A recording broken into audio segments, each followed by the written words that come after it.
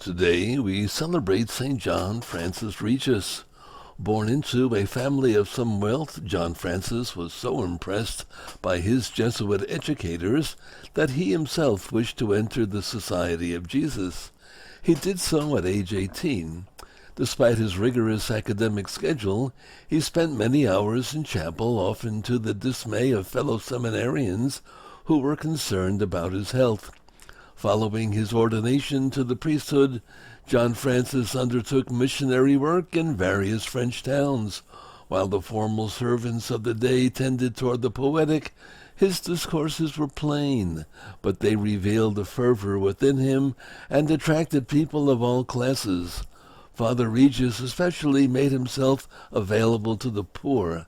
Many mornings were spent in the confessional or at the altar celebrating Mass. Afternoons were reserved for visits to prisons and hospitals.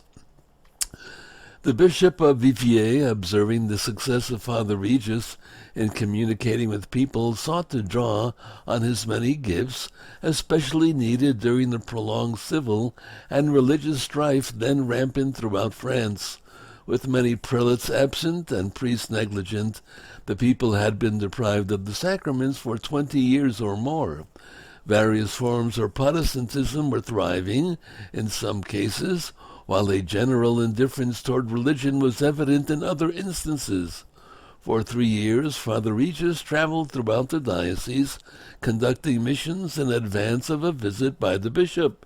He succeeded in converting many people and in bringing many others back to religious observances.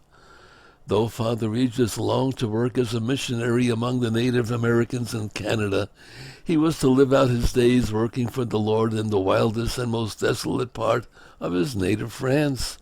There he encountered rigorous winters, snowdrifts, and other deprivations. Meanwhile, he continued preaching missions and earned a reputation as a saint. Upon entering the town of Saint Andre, one man came upon a large crowd in front of a church and was told that people were waiting for the saint who was coming to preach a mission. The last 4 years of his life were spent preaching and organizing social services, especially for prisoners, the sick, and the poor. In the autumn of 1640, Father Regis sensed that his days were coming to a conclusion. He settled some of his affairs and prepared for the end by continuing to do what he did so well, speaking to the people about the God who loved them. On December 31st, he spent most of the day with his eyes on the crucifix. That evening he died. His final words were, "Into thy hands I commend my spirit."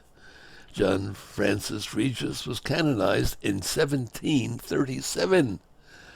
And that's what happens when you live your whole life for Christ. You become a saint.